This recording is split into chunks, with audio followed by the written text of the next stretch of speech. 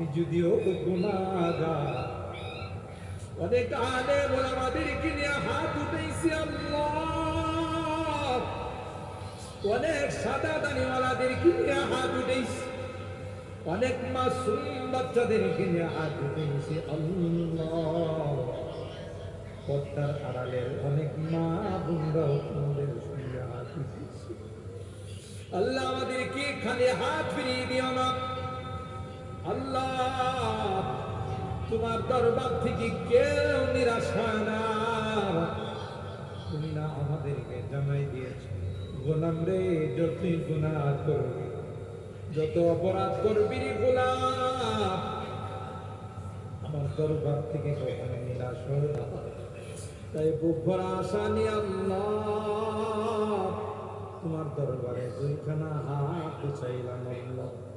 মেহেরবানি করে আমাদের হাতগুলোকে তুমি কবুল করে নাও ইয়া আল্লাহ। অভাবীদের অভাবকে দূর করে দাও, পেরেশানি ওয়ালাদের পেরেশানিকে দূর করে দাও, মুসিবত যাদেরকে মুসিবত থেকে উদ্ধার করে দাও ইয়া রাব্বাল আলামিন। আল্লাহ গোটা দেশে ডেঙ্গু নামে মহামারী চলতেছে আল্লাহ, মেহেরবানি করে এই মহামারীর হাত থেকে গোটা দেশ এবং জাতিকে তুমি পাবে ইয়া রাব্বাল আলামিন।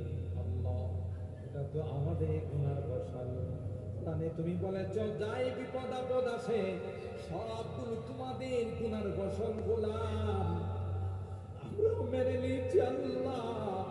আমাদের গুনার উপর তুমি নারাজ হইয়া কখনো করোনা দিয়ে আমাদেরকে শাস্তি দাও, কখনো ডেঙ্গু দিয়ে শাস্তি দাও, কখনো ভূমিকম্প দিয়ে তুমি শাস্তি দাও আল্লাহ। তুমি যদি আমাদের উপর নারাজ হয়ে যাও, তুমি যদি আমাদের উপর রাগ হয়ে যাও, কার কাছে যাব? কে আমাদেরকে মাফ করবে আল্লাহ?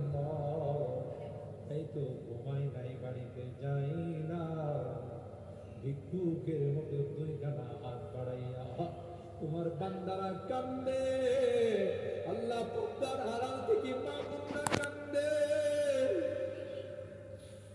যদি মাফ না করো আমরা ধ্বংস হয়ে যাব আল্লাহ। তাই মেহেরবানি করে আমাদের গুনাহগুলো মাফ করে আল্লাহ ডেঙ্গুর মহামারীর হাত থেকে দেশ এবং জাতিকে হেফাজত করো ইয়া আল্লাহ। সারা দেশে HSC পরীক্ষা শুরু হয়।